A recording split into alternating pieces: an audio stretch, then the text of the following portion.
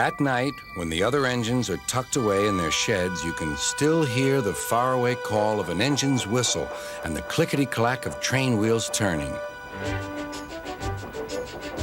This is the sound of the mail train. One train is pulled by Thomas and the other by Percy, as the loads are too heavy for one engine to do the work alone.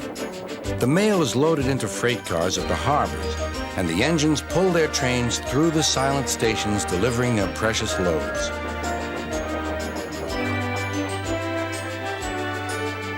On a clear night, a big shiny moon brightens their journey, but often Thomas and Percy can't even see the stars. But whatever the weather, lamps along the track always light their way.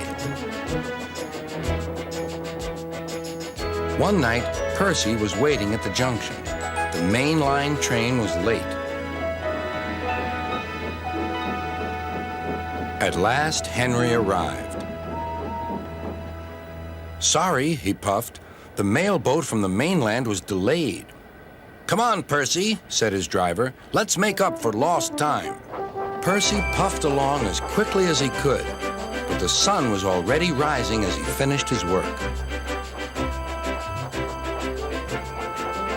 Never mind, thought Percy. It's nice to be up and about when it's the start of a new day and there's no one else around.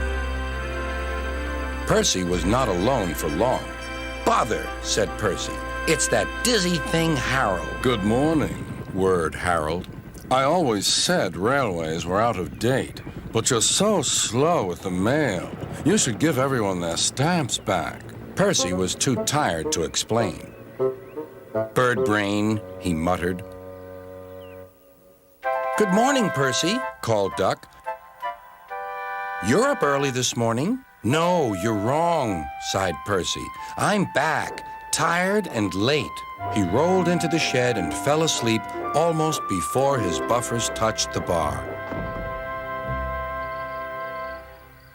His driver decided to set off early that evening. Thomas was waiting at the station. "Thank goodness I have a chance to speak to you. Driver says that the person in charge of the mail has complained to Sir Topham Hatt about the delay last night." "But that wasn't my fault," replied Percy. "I know," said Thomas, "and so does Sir Topham Hatt. But this mail person wouldn't listen. Tonight we'll just have to be quicker than ever before." The engines were just leaving when they heard a familiar buzzing. "I say, you two, there's news flying about." "Where?" puffed Percy crossly. "All over the place. They're going to scrap the mail train and use me instead. Wings work wonders, you know. Always." "Rubbish," huffed Thomas. That night, everything ran like clockwork.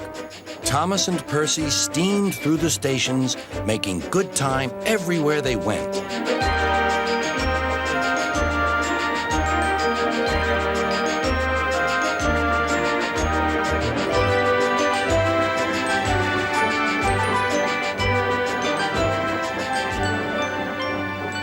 At a station, Thomas noticed a man looking cold and worried. He had missed his train home. "We can give you a ride," said Thomas's driver, "but it will be rather uncomfortable." "Thank you," said the man. "Anything's better than sitting here."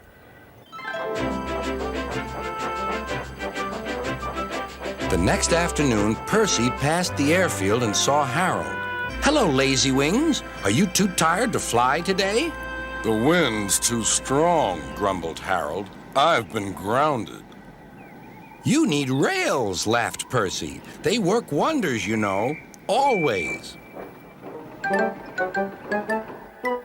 That night, Sir Topham Hatt showed the two engines a letter. It was from the man who missed his train. "He thinks you are both splendid, and everyone says that the mail train is the pride of the line."